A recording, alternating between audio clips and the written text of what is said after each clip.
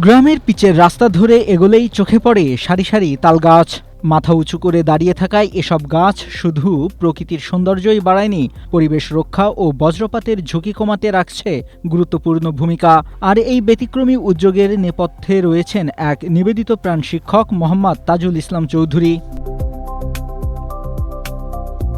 পেশায় শিক্ষক হলেও প্রকৃতি ও পরিবেশের প্রতি ভালোবাসা থেকেই প্রায় ১৯ বছর আগে তিনি শুরু করেন তালবীজ বপনের উদ্যোগ। হারিয়ে যেতে বসা তালগাছকে ফিরিয়ে আনা এবং ভবিষ্যৎ প্রজন্মের জন্য একটি সবুজ পরিবেশ গড়ে তোলাই ছিল তার লক্ষ্য। আমরা ২০০৮ সাল থেকে তাল গাছ রোপণের প্রতি বেশি মনোযোগ দিলাম এবং ২০০৮ সাল থেকে ২০২৫ সাল পর্যন্ত আমরা প্রায় ৪,০০০-এরও বেশি বীজ বপন করেছি।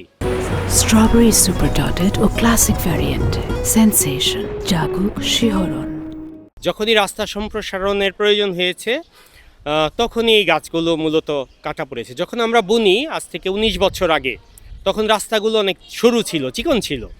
তো যখন এই রাস্তাগুলো বড় হয়, প্রশস্ত হয়, ঠিক তখনই এই গাছগুলো অনেক সময় কাটা পড়েছে।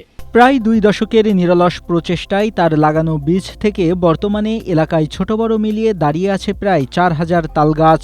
রাস্তার দুই পাশে সারিবদ্ধভাবে দাঁড়িয়ে থাকায় এসব গাছ বদলে দিয়েছে পুরো এলাকার দৃশ্যপট।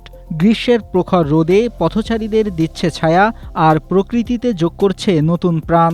যখন ছোটবেলা বীজগুলা বপন করছে আমাদের সামনে, সেই তাল গাছগুলা আজকে কত বড় বড় হয়ে গেছে।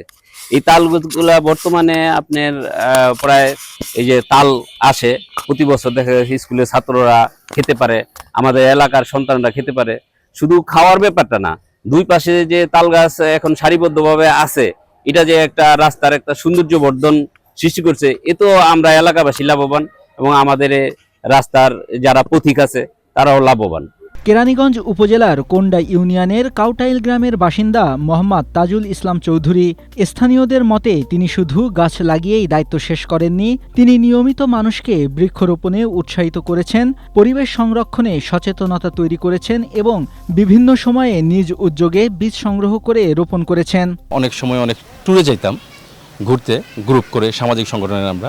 তো তাজুল ইসলাম ভাই দেখতাম ওইখানেও আপনার ব্যাগ ভরে তাল বিছিয়ে নিয়ে নিস, মানে তার এই পরিকল্পনাটা কিংবা উদ্যোগটা যে শুধু সীমিত পরিসরেই আটকে যাবে সেটা চিন্তা করে না। সে বলছে যে সে প্রথম ইউনিয়ন থেকে উপজেলা, উপজেলা থেকে জেলা, সারা বাংলাদেশ নিয়ে তার একটা পরিকল্পনা আছে।